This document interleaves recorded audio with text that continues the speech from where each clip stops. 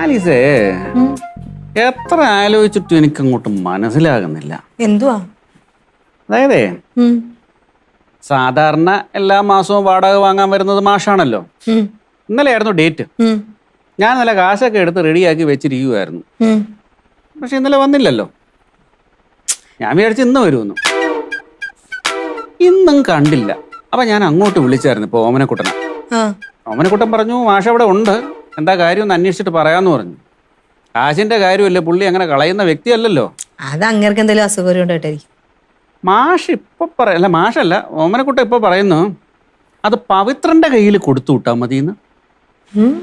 ആ ഈ തന്നെ എനിക്കും തോന്നിയടി. സാധാരണ അങ്ങനെ ചെയ്യുന്നല്ലോ. കാശെന്ന് പറഞ്ഞാൽ അങ്ങനെ അണുകിട അങ്ങോട്ടോ ഇങ്ങോട്ടോ വിടാത്ത വ്യക്തിയാ. എന്നായിരിക്കും എടി? നിനക്ക് എന്ത് തോന്നുന്നു? എനിക്ക് തോന്നില്ല ഇപ്പൊ അങ്ങേർക്ക് വേറെ എവിടെയെങ്കിലും ഒക്കെ പോണായിരിക്കും. അപ്പൊ അതിന്റെ അസൗകര്യം കണ്ടിട്ടായിരിക്കും. അസൗകര്യമാണോ അസുഖമാണോ? അസുഖം വല്ലതും ആയിരിക്കും. എന്നാടി അസുഖോ? എന്റെ കർത്താവേ, നീ എന്റെ പ്രാർത്ഥന കേട്ട് എന്റെ ഇച്ഛായ അങ്ങേർക്ക് അസുഖമാണെങ്കിലില്ലേ ഞാൻ രക്ഷപ്പെട്ട്. എന്നെ എന്തൊക്കെ അങ്ങേര് പറഞ്ഞിട്ടുണ്ട്.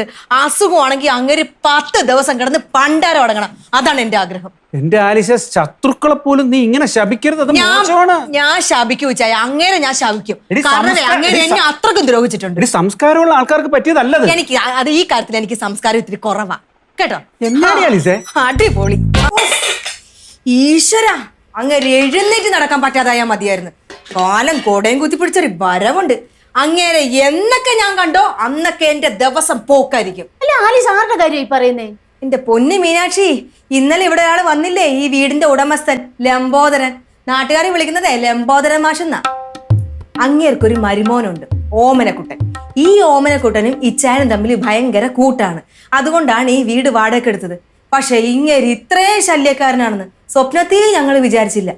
ഈ ഓമനക്കുട്ടൻ വെറും പാവുവാന്നേ. പക്ഷെ ഇങ്ങനെ അങ്ങനെയല്ല. സത്യം പറഞ്ഞ എന്റെ മീനാക്ഷി, അങ്ങേർക്ക് എന്തെങ്കിലും വിഷം കൊടുത്ത് കൊല്ലാൻ വരെ എനിക്ക് തോന്നിയിട്ടുണ്ട്. അല്ല ഞാനൊരു കാര്യം ചോദിക്കട്ടെ, ആലിസിനോട് അയാൾ എന്തെങ്കിലും വൃത്തിയോട് പറഞ്ഞു?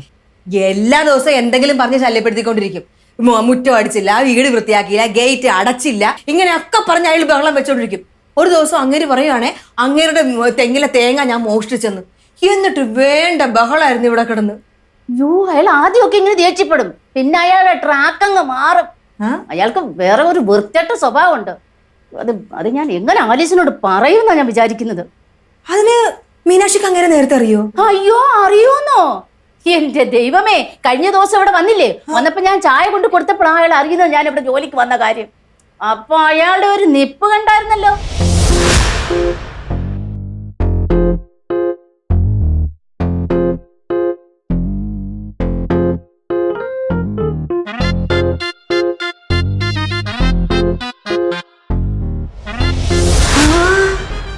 ശരിയാണല്ലോ.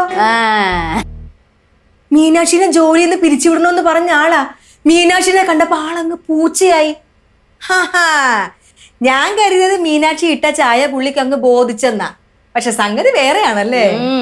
ആലിസേ, ആലിസിനോട് ഞാൻ ഇത് എങ്ങനാ പറയുന്നേന്ന് ഞാനിങ്ങനെ നമ്മൾ തമ്മിൽ അങ്ങനെയൊക്കെ ഉണ്ടാ പറ അങ്ങോട്ട്. ആലിസ, ഞാൻ കുറച്ചു നാൾ അയാളുടെ വീട്ടിൽ ജോലിക്ക് നിന്നതാ. കർത്താവേ, സത്യമാണോ? സത്യം. ആദ്യം ഒന്നും ഒരു കുഴപ്പമില്ലായിരുന്നു. പിന്നെ അങ്ങനെ ഉണ്ടല്ലോ, അടുക്കളയിൽ ഇറങ്ങത്തില്ലായിരുന്നു. കുറെ കാലം മുമ്പേ അയാളുടെ ഭാര്യ അങ്ങ് മരിച്ചു പോയതല്ലയോ, അതിന്റെ സകല ഇളക്കം ഉണ്ട് അയാൾക്ക്.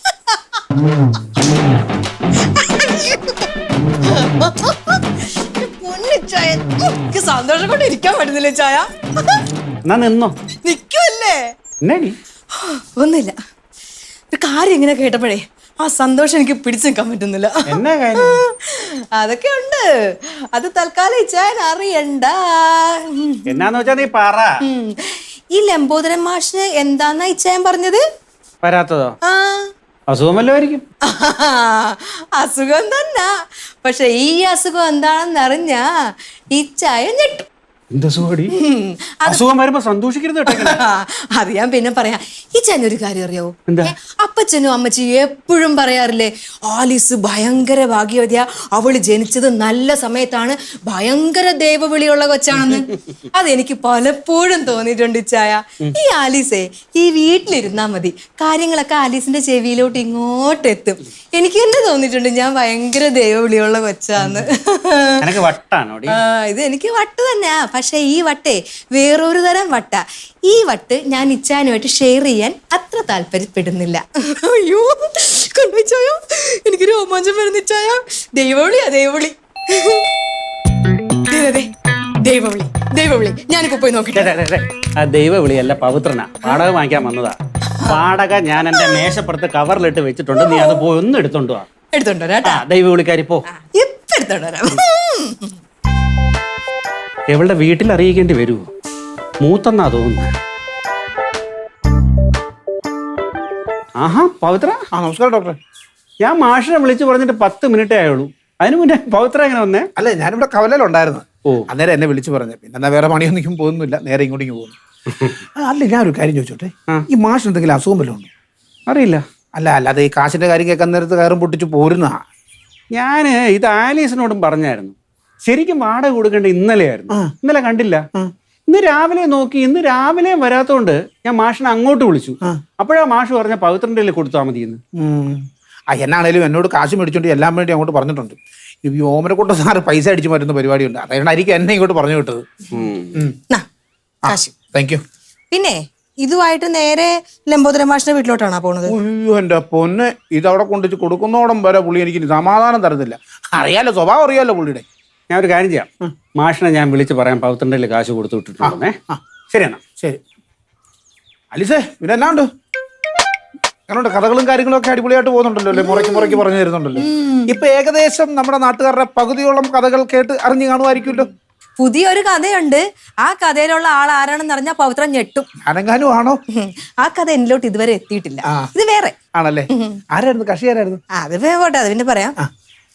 പവിത്രൻ ഈ കാശുമായിട്ട് നേരെ അങ്ങോട്ടല്ലേ, ലംബോദര മാഷിന്റെ വീട്ടിലോട്ടല്ലേ പോകുന്നത്? അവിടെ ചെല്ലുമ്പോ ആ ഓമനക്കുട്ടൻ അവിടെ ഉണ്ടാവുമോ? പിന്നെ പുള്ളിക്ക് പണിയൊന്നുമില്ലല്ലോ, പുള്ളി വീട്ടിൽ കാണും.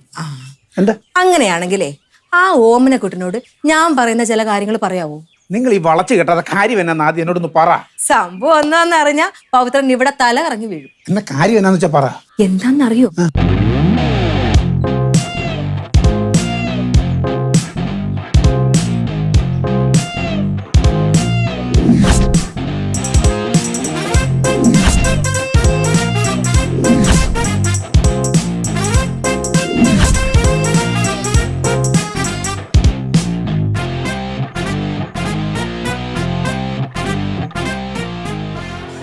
ഭഗവാനേ, ഈ മാസം ആള് കൊള്ളാമല്ലോ. ചുമ്മാതല്ല വാടക മേടിക്കാൻ പുള്ളി വരാതെ എന്നെ ഇങ്ങോട്ട് പറഞ്ഞു വിട്ടത്. കൊറേ നാൾ ഇവിടെ കേറി ഇറങ്ങി എന്നെ കൊണ്ട് നക്ഷത്രക്കാലം എണ്ണിച്ചതല്ലേ. അങ്ങേർക്കിട്ടൊരു പണി ഞാൻ വെച്ചിട്ടുണ്ട്.